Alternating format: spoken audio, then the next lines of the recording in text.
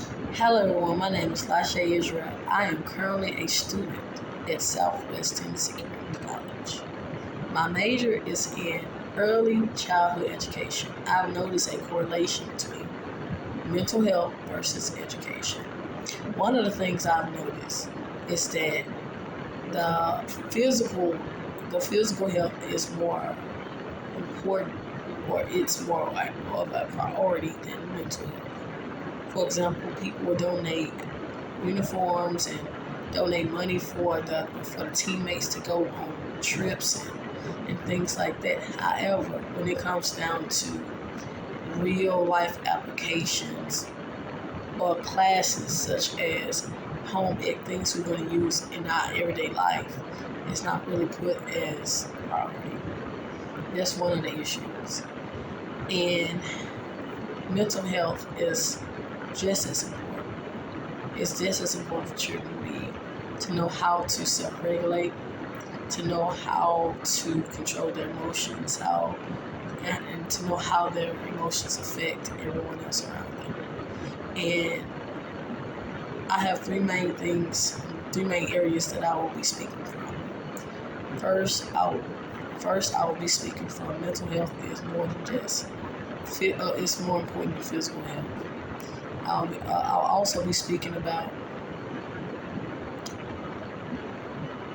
how that ties in with depression. The second thing I'll be speaking on is training and teachers. And the third thing is emotional IQ. See, the thing is, when it comes down to mental health, especially amongst all backgrounds and races, I've noticed one stands out more than another, and that's in the Black community. According to the mental health education in Black families, more than 20% of Black students, they suffer from some type of mental disorder or disease, more than any other race. Even me coming from a Black home and having Black parents, I realized that mental health really wasn't spoken in our everyday dialogue. But it's just as important as sports or going off to the NFL or etc.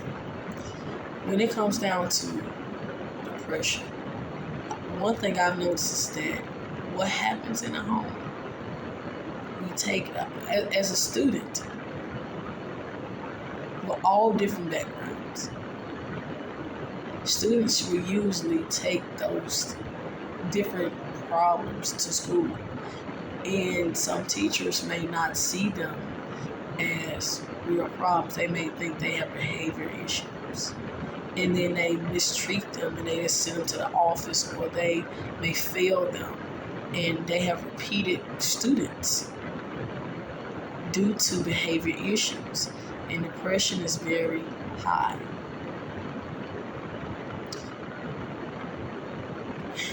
According to Adina Young, in Stopping the Stigma within a long line of anxiety and depression, she suffered from anxiety and depression, and her family suppressed what it was and what it meant to her. And she never got treated until she was older, and now she is spreading that knowledge amongst many, many, many families.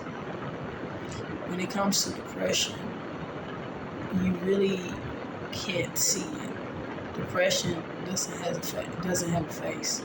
Mental health doesn't have a face. So when it comes to mental health, we must get our children and to the doctors, to the therapists, and talking to the school counselors, seeing what's going on underneath the behavior. The second point I would like to speak on is teachers and trainings. Teachers aren't being trained to deal with different types of students. And this is what I mean. Some teachers are trained to deal with the type of students that could get this particular grade, or pass this standardized test, but a lot of times they're not being taught how to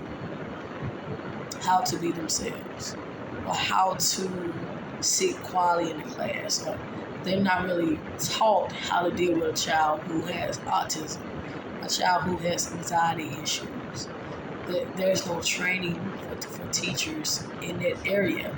And according to the educational services, they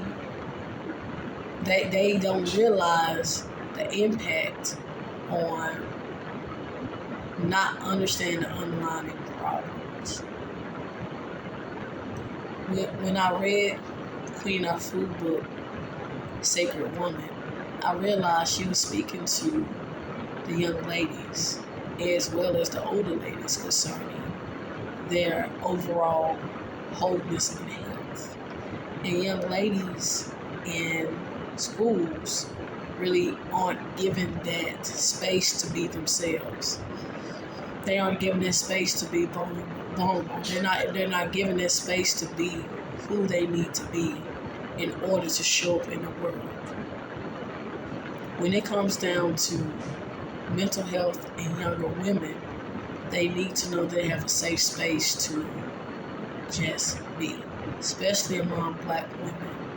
They need to know that it's okay to be vulnerable. It's okay to not always show strength. In one of the books I was reading, A Black Woman's Mental Health,